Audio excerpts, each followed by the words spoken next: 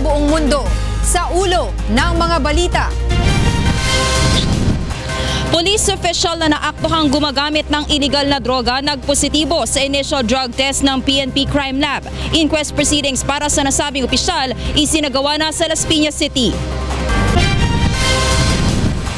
Operasyon ng Icon Clinic sa Mandaluyong City pinatitigil muna habang iniimbestigahan ang pagkamatay ng isang negosyante. Hawak nitong business permit pang medical clinic lang at hindi surgical operation. Ilang ahensya at kumpanya nakiisa sa simultaneous earthquake drill ngayong araw. Mga dapat gawin sa panahon ng sakuna, muling ipinaalala sa publiko. Netizens muling binalaan sa paglalagay ng mga sensitibong impormasyon sa social media kasunod ng pagtaas ng robbery, extortion at iba pang cybercrime cases. Pamahalaan hindi magdedeklara ng tigil putukan sa kabila ng pagpapatuloy ng usapang pangkapayapaan sa National Democratic Front sa Abril. Sapat na supply ng kuryente sa Luzon ngayong tag-init, tiniyak ng National Grid Corporation of the Philippines. Ngunit publiko, pinayuhan na magtipid sa konsumo para iwas brownout.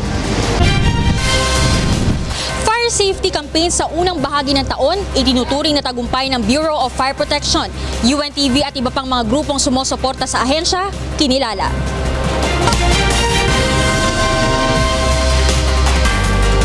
Una sa ating mga balita, nirespondehan ng UNTV News and Rescue Team ang nangyaring aksidente sa motorsiklo na ikinasugat ng 2 lalaki sa Davao City kaninang madaling araw.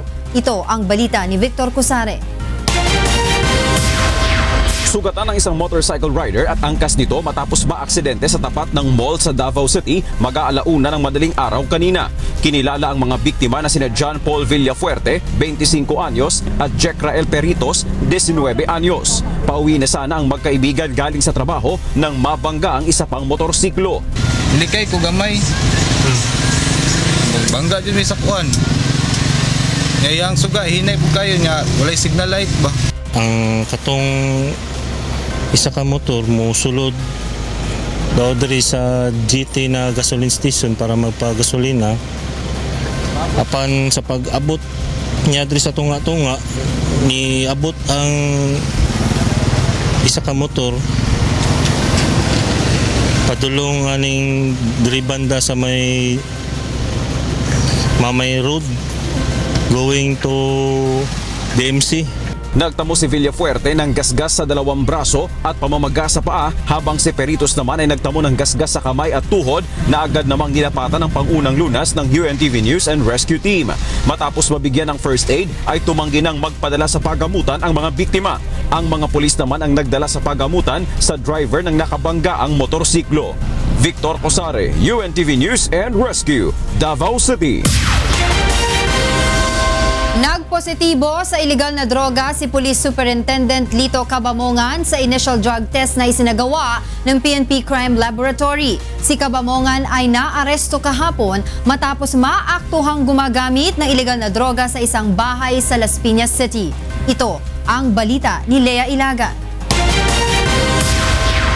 Inilabas na kanina ng Philippine National Police Crime Laboratory ang resulta ng initial drug test na isinagawa kay Superintendent Lito Cabamongan kagabi. Sa isang mensahe, sinabi ni Crime Laboratory Director Police Chief Superintendent Aurelio Trampe, nagpositibo sa iligal na droga si Cabamongan matapos isa ilalim sa pagsusuri.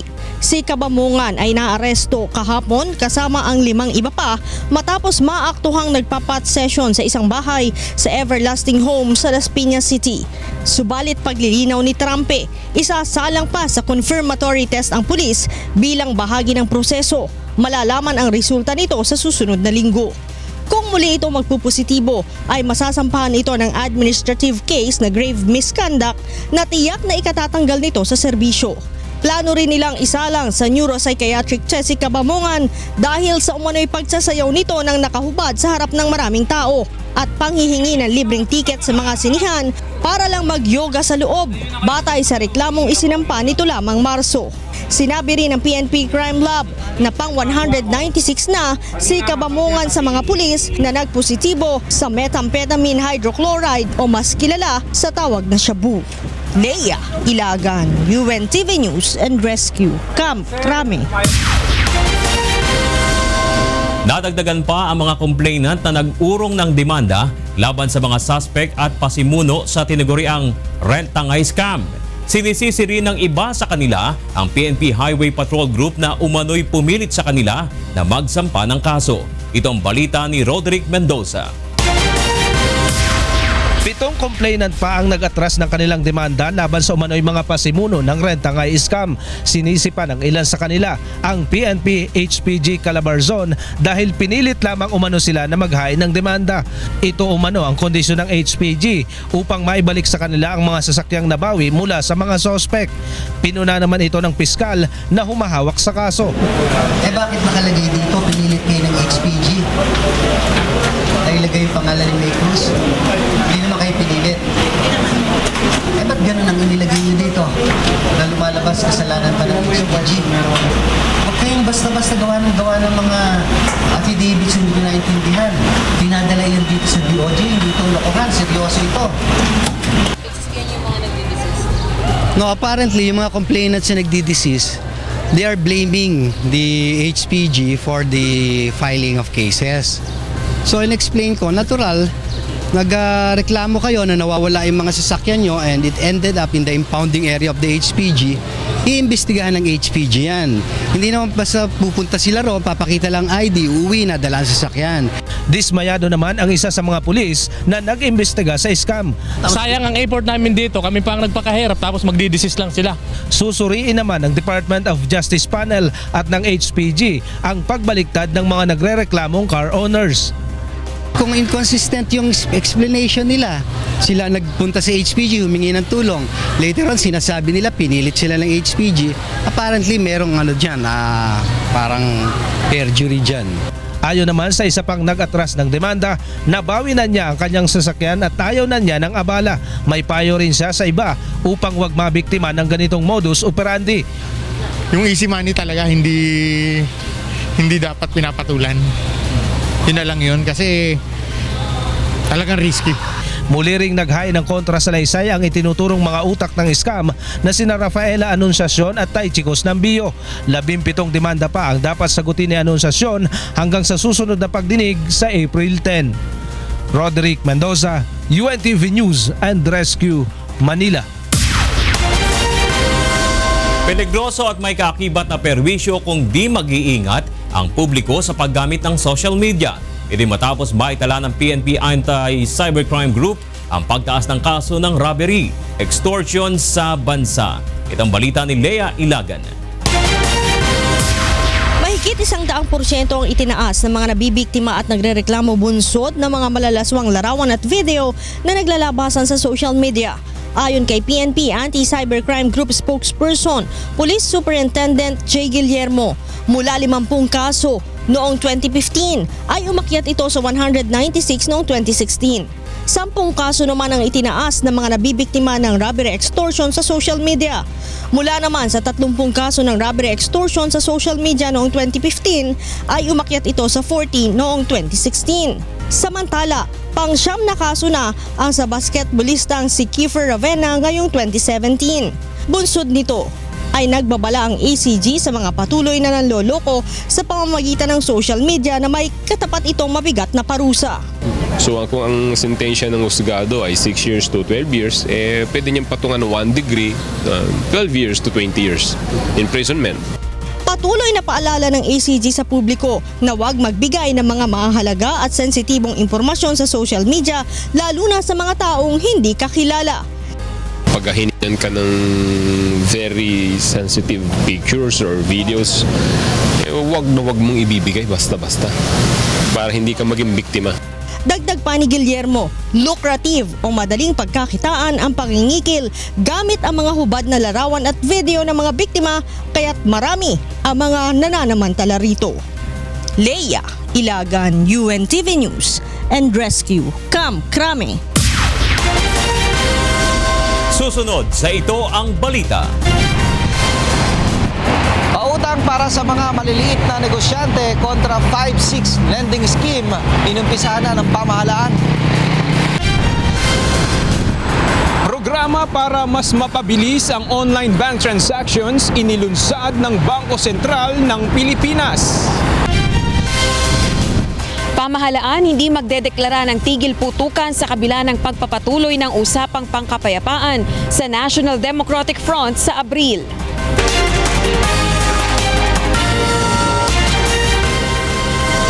Nagpahayag naman ng pangamba para sa kanyang kaligtasan si Superintendent Lito Cabamongan. Ito ay matapos umano siyang makatanggap ng impormasyon na may nagbabalak na pumatay sa kanya sa loob ng selda ng Las Piñas City Police. Mula sa Las Piñas City, ito ang balita ni Joyce Balancio, live.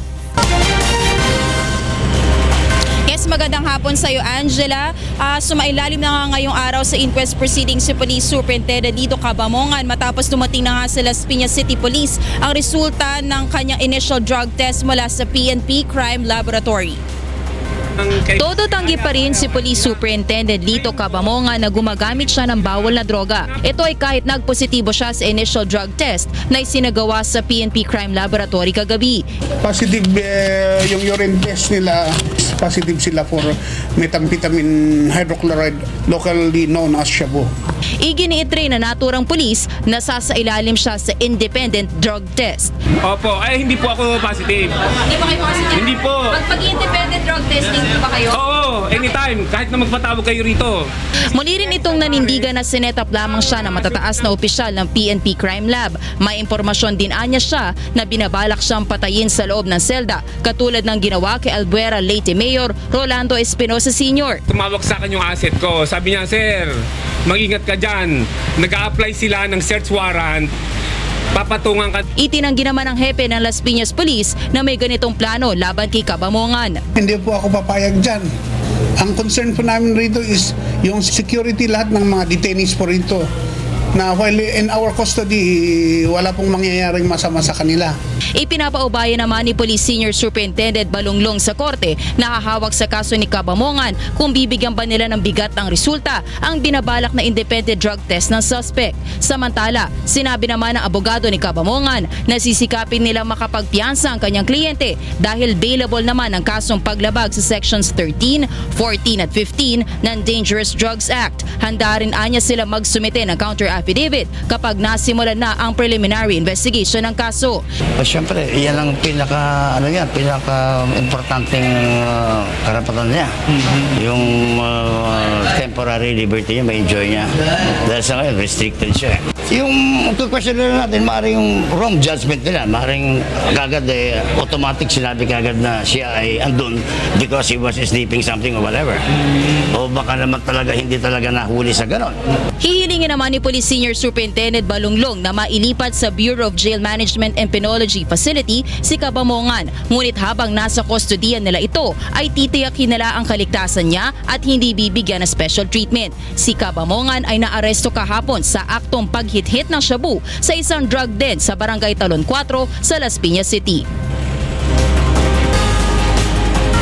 Yes, Angela, sa mga oras na to ay hindi pa nga nasasampahan ng formal na kaso sa korte sina Police Superintendent Lito Cabamongan at ang kanyang correspondent na si Nedy Sabdao. Ito ay matapos humiling pa sila na sumailalim nga sa preliminary investigation pa kung saan mabibigyan sila ng pagkakataon na mag-ain pa ng kanilang counter affidavit. Samantala si Police Superintendent Cabamongan naman, Angela, ay talaga naman ini-insist na mabigyan siya ng pagkakataon na sumailalim sa independent drug test sa lalong madaling panahon. Sabi niya kung kaya ngayong araw o kaya this weekend dahil aniya, malaki ang posibilidad na dinaya ang kanyang resulta sa PNP Crime Lab dahil hindi siya nabigyan ng pagkakataon na mismo makita yung pagbabasa ng kanyang urine samples. Maliban dyan, Angela, sa independent drug test ay sasailalim pa rin naman siya sa confirmatory drug test ng PNP kung saan inaasahan nating lalabas sa susunod na linggo ang resulta nito.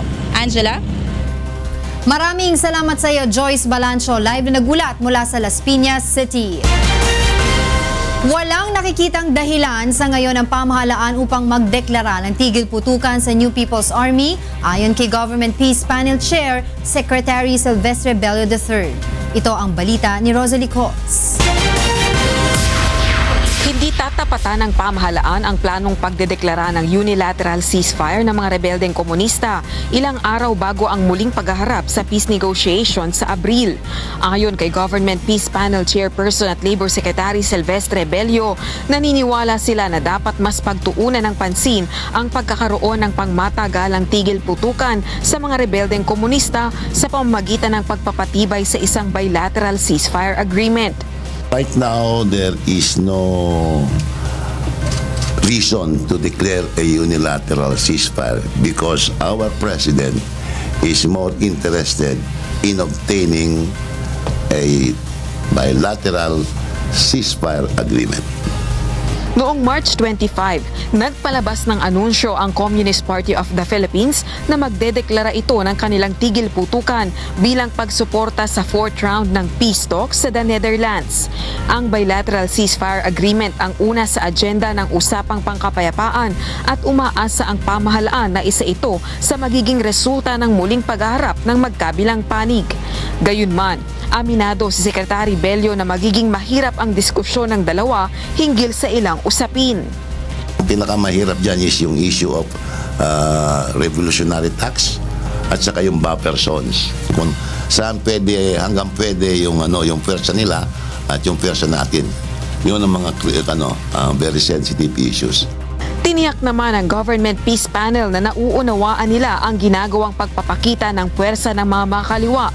Bahagian nila ito ng propaganda ng communist group habang nakikipag-usap sa pamahalaan para makamit ang pangmatagalang kapayapaan.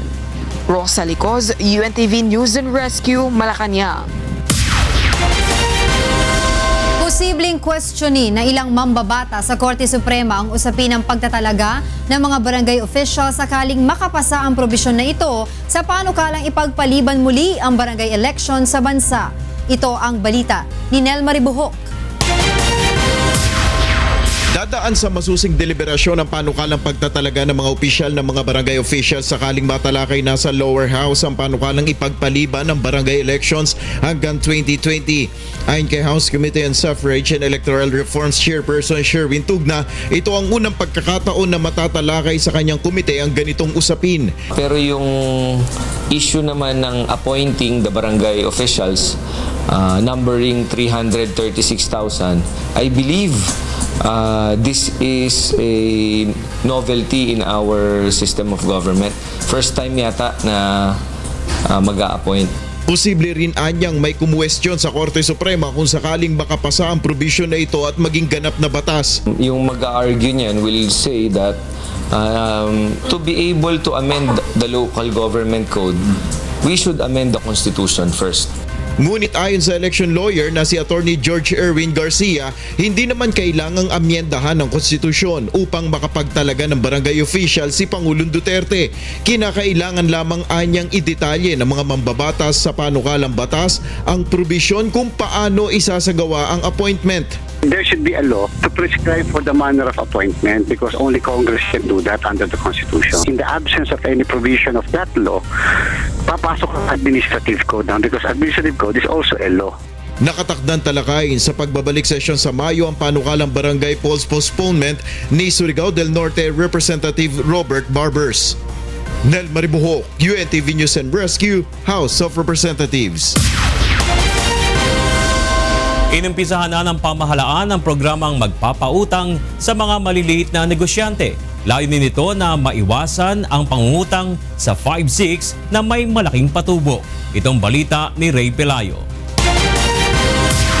Uunahin ng Department of Trade and Industry ang 30 mahihirap na lugar sa bansa para sa programang Pondo para sa Pagbabago at Pag-asenso o P3.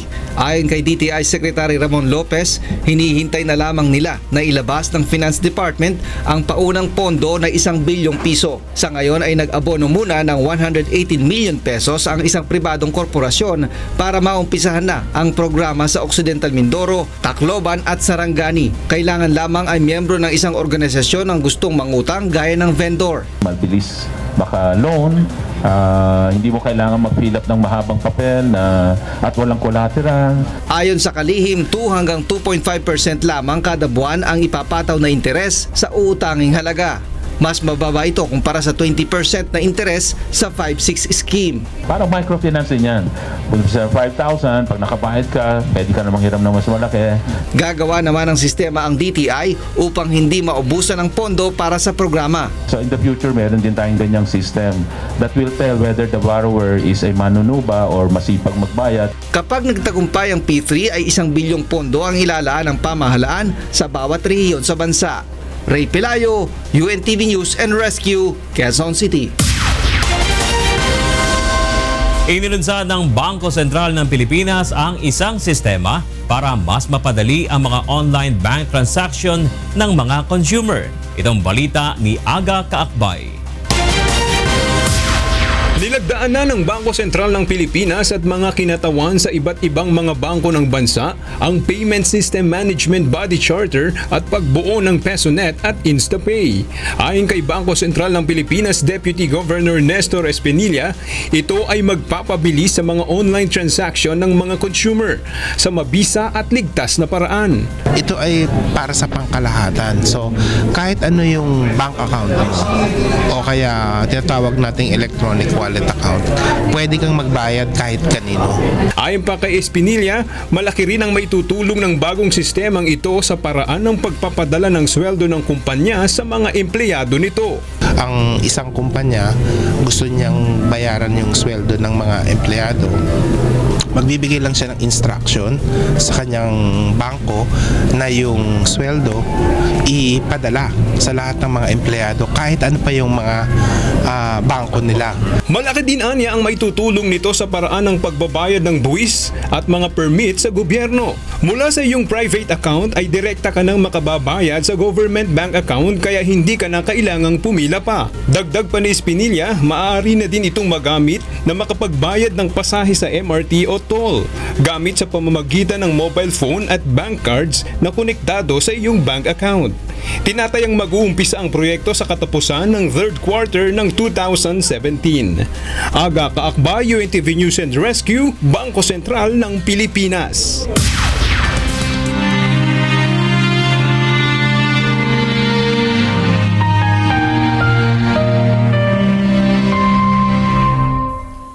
Dalawang 2,685 araw na po ang nakalipas mula nang maganap ang malagim na Maguindanao Massacre.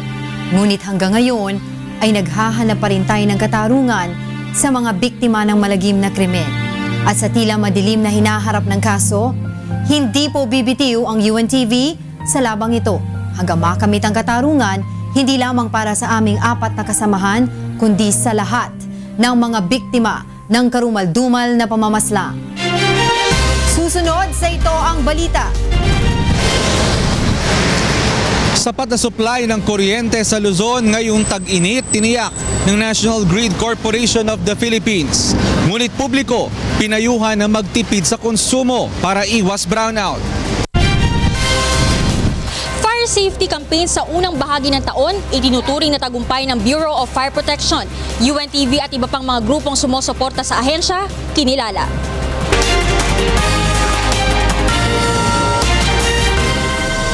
Ipinatitigil muna ng Department of Health ang operasyon ng Icon Clinic sa Mandaluyong habang iniimbestigahan ang pagkamatay ng isang negosyante. Naglabas na rin ng show cause and cease and desist order ang Mandaluyong City Legal Office upang magbigay ng kanilang pahayag ang pamunuan ng Icon Clinic kaugnay ng misinterpretation sa kanilang business permits. Ito ang balita ni Aiko Miguel.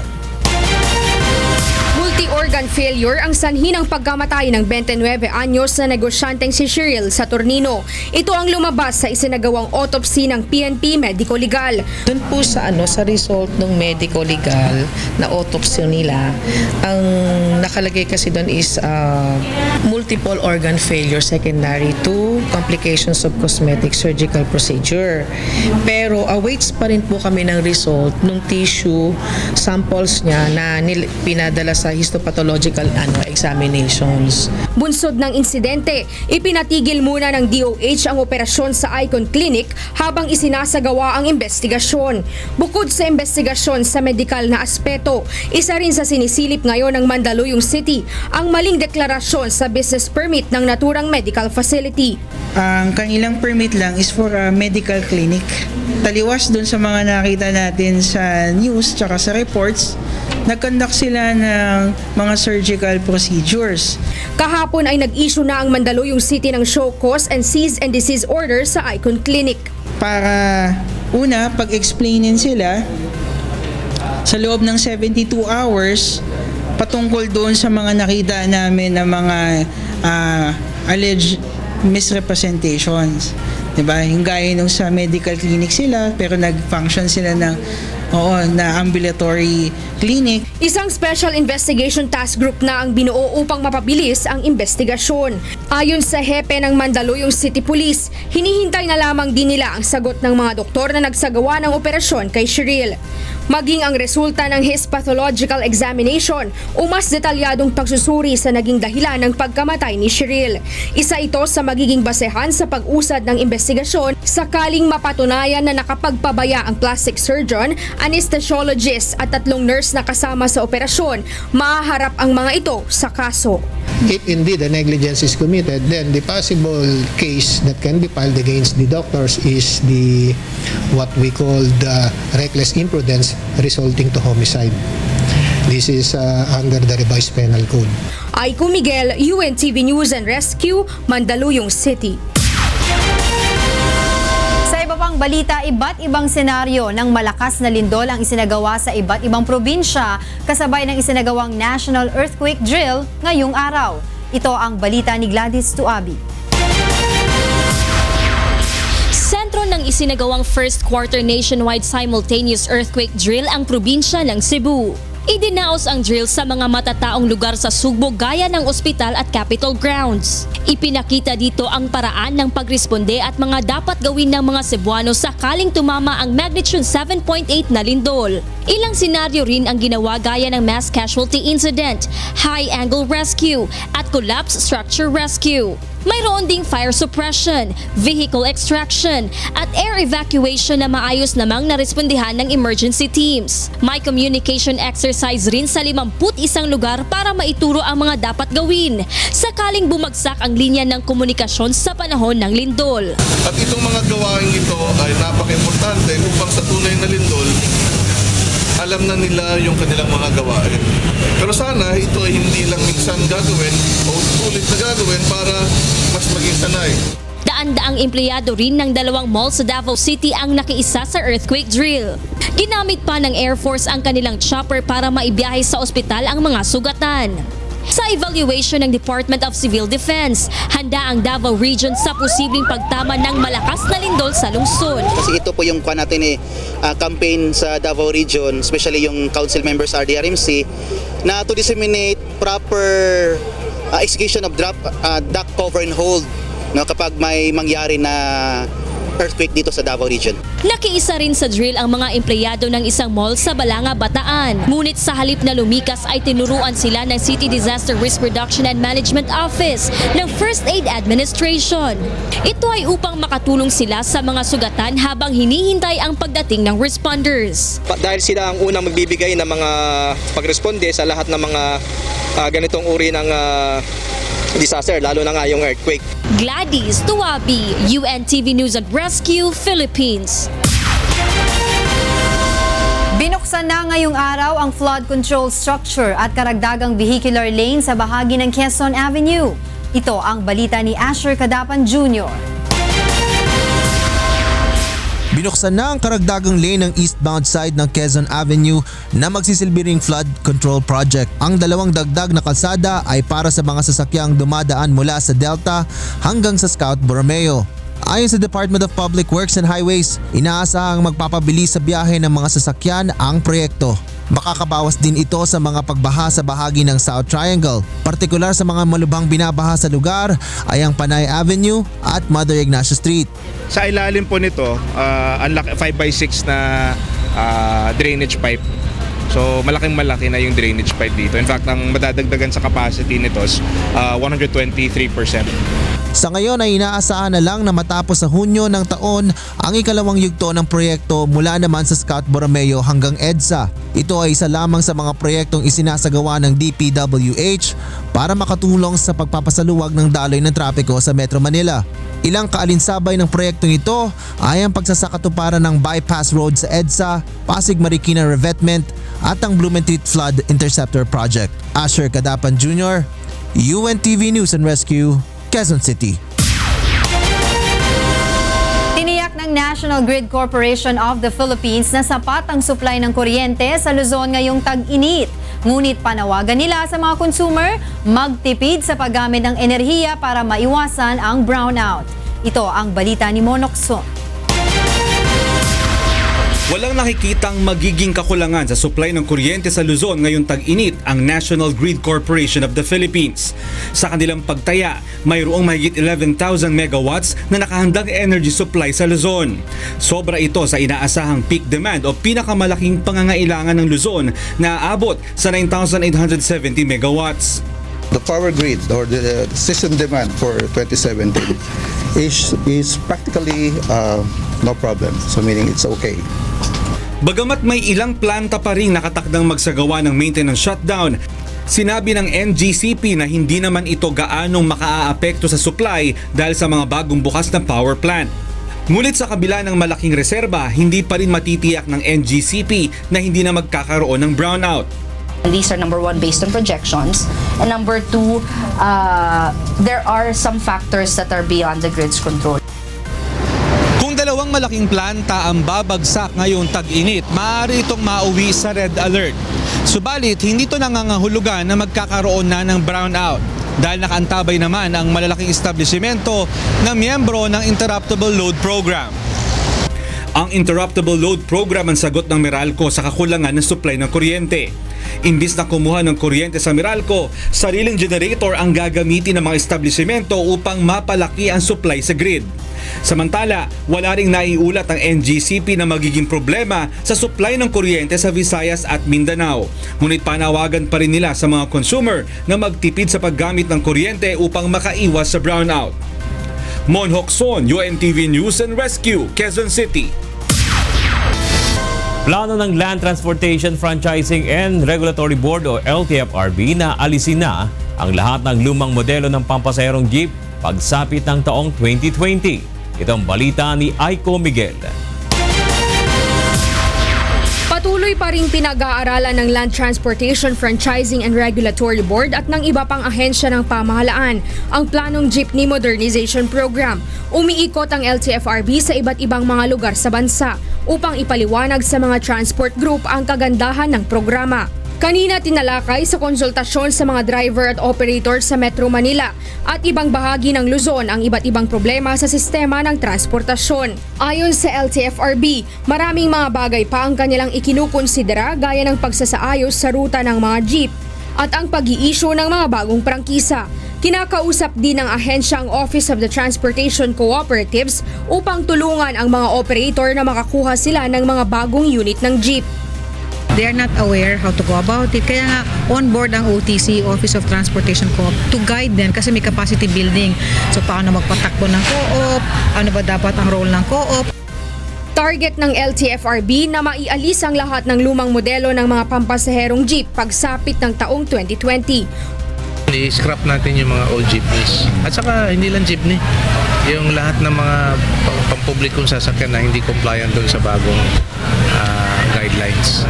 So we're going to have it scrapped. Hindi naman ililipat sa ibang lugar. Uunahin ng LTFRB na subukan ang pagbiyahe ng mga modernong jeep sa mga lugar gaya ng Davao General Santos City, Puerto Princesa sa Palawan at iba pang mga mauunlad na probinsya. Aiko Miguel, UNTV News and Rescue, Philippines. At karing kay katamong balitang Promdi. Mekadong nenge ni King Pierre, King San Fernando La Union, ing BRP Ramon Alcaraz bang magkarga kareng supply. Alida naman pepalagpas ding mapilang estudyante ing pagkakataong nga silip ing kilob na ning peka modernong warship ing Philippine Navy. Ining balita ng Toto Fabros. Naadaan ti gundaway dagiti agad adalwin no estudyante ti San Fernando La Union nga mabisita kin Masrek ti uneg ti warship ti Pilipinas nga BRP Ramon Alcaraz. Sumanglad daytoy di kalman ti bigat ijay Fierte Poro Point San Fernando La Union manipod ti panagpatrolya sa jay Benham Rice ken northern part nga paset ti Pagilian nga Pilipinas. May pamulat namin sa kanila ng Philippine Navy ay nandito sa Poro at nandito sa Naval Forces Northern Luzon na palaging nagbabantay para sa karagatan natin. Nakalugan ti barko dagiti sa gasot ken 20 nga enlisted personnel ken 20 nga opisyal. Maganda naman yung kinalabasan ng pagpapatrolya doon sa Benham Rice. At least wala tayong nakasalubong na hindi ka nais-nais. Duwa nga aldaw nga nakasanglad ti barkoy JPR tapno agkarga ti gasolina makan kenda duma pay nga kasapulan.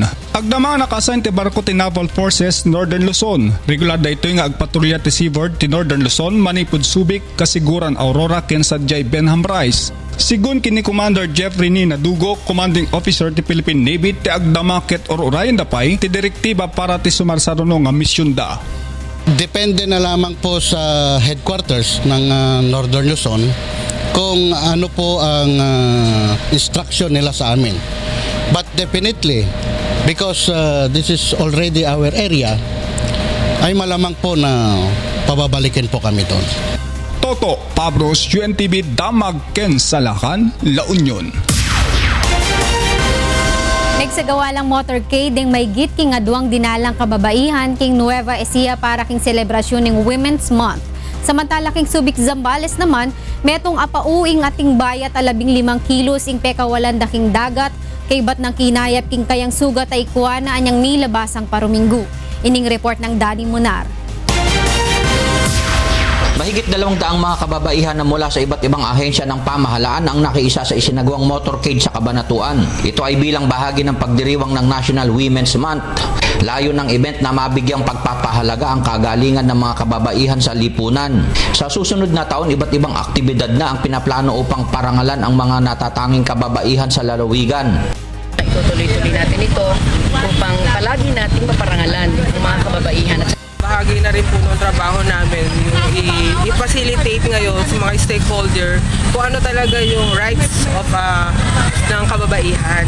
Samantala, isang sea turtle naman ang pinakawalan ng Ocean Adventure Rehabilitation Center sa Subic Bay.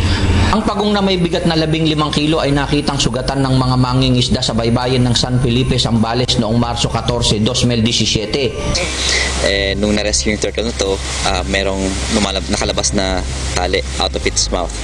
So, alam nila, we know na may inakain siyang hook. Kaya dinala siya dito sa Ocean Adventure to remove the hook. Sa ngayon ay may isa pang sea turtle na inaalagaan sa center. Nakakain rin ito ng hook o kawil at nakatakdang pakawalan sa mga susunod na araw. Bumalik na yung normal appetite nila, so ibig sabihin, ready for release na yun. Yeah. Or malapit na para i-release. Danny Munar, UNTV News and Rescue, Philippines. Yan ang kekatamong balita, iba't king miyayaliwang lugar king kekatamong bansa. Ako Frima sa Longga Gloria, Maya Pabengi.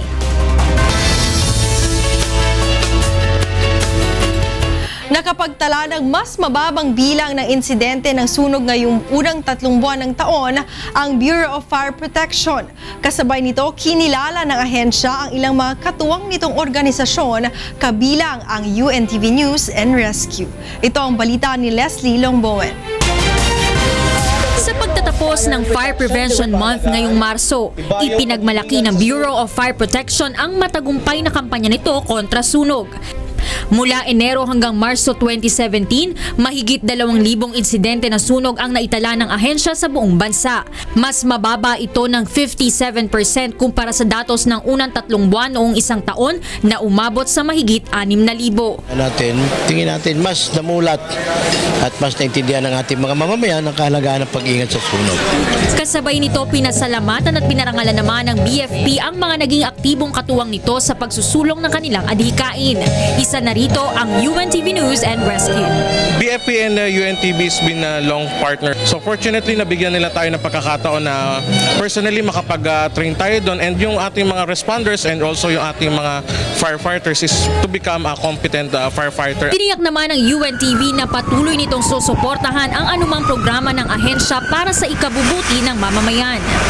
Of course, papasalamat tayo unang-una sa Panginoon na binigyan tayo ng recognition ng Bureau of Fire Protection. Katulad naman nung sinasabi sa atin ni Kuya and then ni Brother Eli na may parangal man o wala, patuloy ang public service ng UNTV. Kinilala rin sa culminating event ng Fire Prevention Month ang ilang mga bomberong nagpamalas ng husay at dedikasyon sa pagganap ng kanilang tungkulin. Samantala, hinihiling naman ng ahensya ang patuloy na pakikipagtulungan ng publiko upang tuluyang maiwasan ang mapaminsalang sunog. Leslie Longbowen, UNTV News and Rescue, Quezon City.